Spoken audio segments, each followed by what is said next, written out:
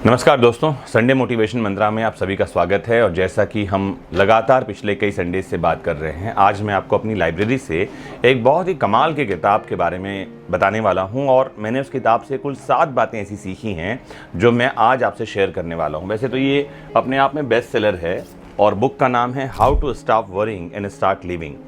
हिंदी में ये किताब चिंता छोड़ो सुख से जियो जैसे टैगलाइन के साथ मिलती है और बहुत ही कैची है अपने आप में। मैंने ये किताब आज से मेरे ख्याल से 20 साल पहले ये किताब खरीदी होगी और इस किताब को जितनी बार पढूं उतनी बार लगता है कि कुछ नई बात सीखने के लिए मिल रही है इसमें। और ये किताब जो है अपने आप में बेस्ट सेलर, जैसा कि मैंने बताया, लाखों किताबें इसकी बिक चुकी हैं और डेल कार्नेगी जो हैं इसके लेखक हैं। तो इस किताब से मैंने क्या क्या सीखा मैं आपको बताते जा रहा हूँ। कुछ बातें नोट डाउन करते जाइए, उसको अपने जीवन में इम्प्लीमेंट करते जाइए और साथ ही मुझे ज़रूर कमेंट बॉक्स में बताइएगा कि हमारा ये प्रयास और सीरीज़ आपको कैसा लग रहा है। तो मेरी पहली सीख इस किताब से क्या है? तो जो पहली बात मैंने इस किताब से सीखी है वो कहती है कि हर दिन के हिसाब से जीना सीखना होगा। किताब में एक जिक्र आता है कि सर विलियम ने यूनिवर्सिटी में एक स्पीच दी थी जिसमें उन्होंने स्टूडेंट्स को डे टाइम कंपार्टमेंट में रहने के लिए इनकरेज किया। ज़रा सोचिए कि आप अपने पास्ट के दरवाजे को लॉक कर सकते हैं, फिर आप अपने फ्यूचर के दरवाजे को भी लॉक कर लेते हैं। अब आपके हाथ में सिर्फ आपका प्रेजेंट बचता है, यानी आज और अभी।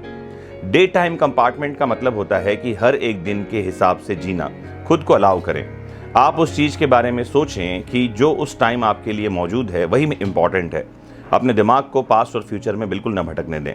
सर विलियम का यह मतलब बिल्कुल भी नहीं था कि आप अपने फ्यूचर के बारे में बिल्कुल भी न सोचें, लेकिन उसके बारे में फिक्र करने की बजाय अपनी सारी एनर्जी आज के टास्क में लगा दें तो ज़्यादा फायदेमंद रहेगा। जो भी करें उसे पूरे दिल से करें, अपना बेस्ट दें, बस यही करना होगा और फिर आपका फ्यूचर निश्चित रूप से बढ़िया हो जाएगा। ये जो पहली सीख है इसे मैं गीता से जोड़ता हूं और भगवत गीता में श्री कृष्ण कहते हैं कि अशोच्यानन्वशोचस्त्वं प्रज्ञावादांश भाससे गतासूनश्च नानुशोचन्ति पंडिता। वो कहते हैं विद्वान जो है वो भविष्य और भूतकाल में नहीं भटकता रहता, वो वर्तमान में जीकर वर्तमान को बेहतर बनाता है ताकि भविष्य बेहतर बन सके। इस किताब से मेरी जो दूसरी सीख है वो यही कहती है कि वर्तमान में जीना सीखना होगा। मिशिगन में मिसेस शील को सुसाइड करने की नौबत तक आ गई थी, तभी उन्होंने आज प्रेजेंट डे में जीने की इंपॉर्टेंस को समझा। अपने पति की मौत के बाद वह गरीबी झेल रही थी, वह काफ़ी ज़्यादा डिप्रेस्ड हो गई थी। मिसेस शील किताबें बेचने के अपने पुराने बिजनेस में लग गईं। उन्हें लगा कि काम करने से शायद उनका मन बहल जाएगा, लेकिन जो अकेलापन होता है एक बीमारी की तरह होता है जो धीरे धीरे आता है। अकेले खाना, अकेले ड्राइव करना, यही अकेलापन मिसेस शील को अंदर से खाए जा रहा था। इसके ऊपर कोई भी स्कूल उनकी किताबें खरीदने को तैयार नहीं हो रहा था। उन्हें कहीं भी सक्सेस नज़र नहीं आ रही थी। फिर जब जीने की कोई वजह न मिले तो इंसान टूट जाता है। मिसेस शील इस समय तक पूरी तरीके से होपलेस हो चुकी थी। उन्हें कार पेमेंट और रूम रेंट का भी इंतजाम करना था। उन्हें लगने लगा था कि शायद उन्हें खाने के भी लाले पड़ जाएंगे। अगर बीमार पड़ी तो डॉक्टर की फीस कहाँ से आएगी? सिर्फ एक चीज़ जो मिसेस शील को सुसाइड करने से रोक रही थी वह थी कि अगर वह मर जाएगी तो उनकी बहन को बड़ा दुख होगा। वह बेचारी उनके फ्यूनरल तक का खर्चा नहीं उठा पाएगी। फिर अचानक से मिसेस शील की नज़र एक आर्टिकल पर पड़ी। इसे पढ़कर उन्हें जीने की हिम्मत मिली। एक लाइन जो इस आर्टिकल में लिखी थी उसमें लिखा था, समझदार आदमी के लिए हर एक दिन नया होता है। मैं रिपीट कर दूं इस लाइन को, समझदार आदमी के लिए हर दिन एक नया दिन होता है। बस उन्होंने इस आर्टिकल को वहीं पर टांग दिया जहां रोज उस पर उनकी नज़र पड़ सके।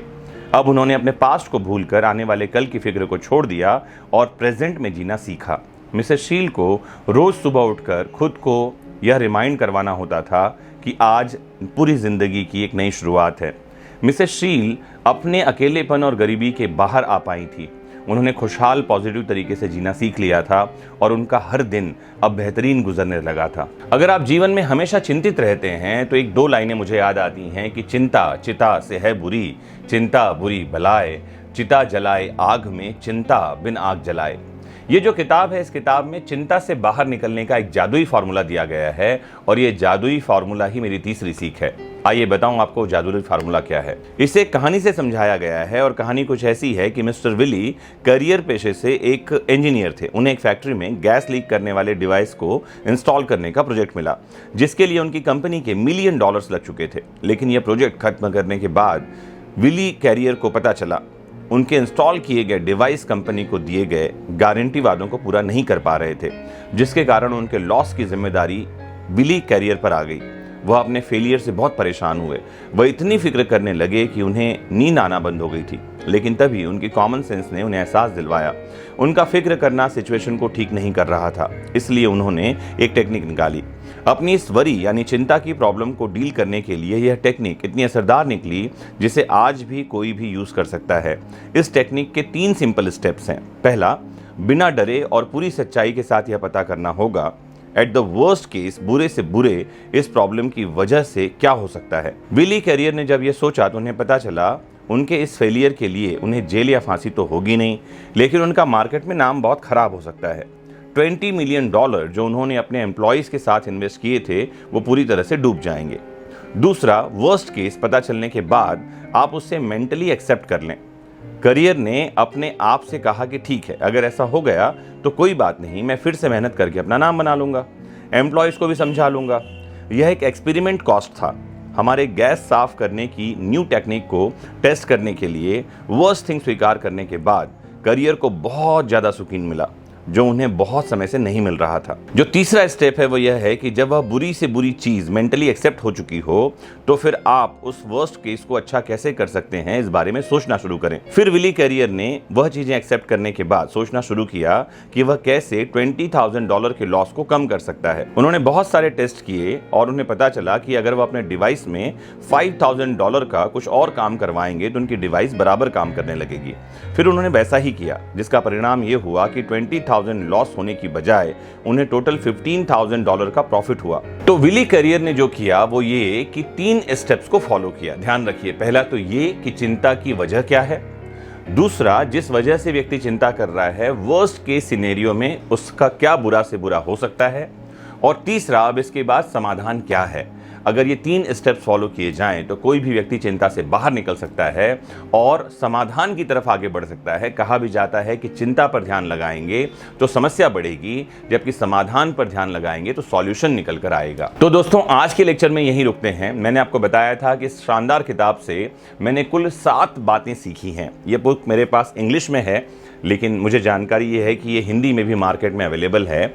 4 और सीखें क्या हैं जो मैंने इस किताब से सीखी हैं जो आपके जीवन में कमाल कर सकती हैं। मैं आपको ज़रूर बताऊंगा अगले एपिसोड में, लेकिन मुझे ज़रूर कमेंट बॉक्स में तब तक ये बताइए कि ये जो 3 सीख मैंने इस किताब से निकाली और जो आपसे शेयर किया, क्या आपको समझ में आई और क्या आपको समझने में मज़ा भी आया। ज़रूर जुड़िए अगले संडे और समझते हैं इस किताब से हमने क्या और बेहतरीन बातें सीखी हैं। नमस्कार, जय हिंद।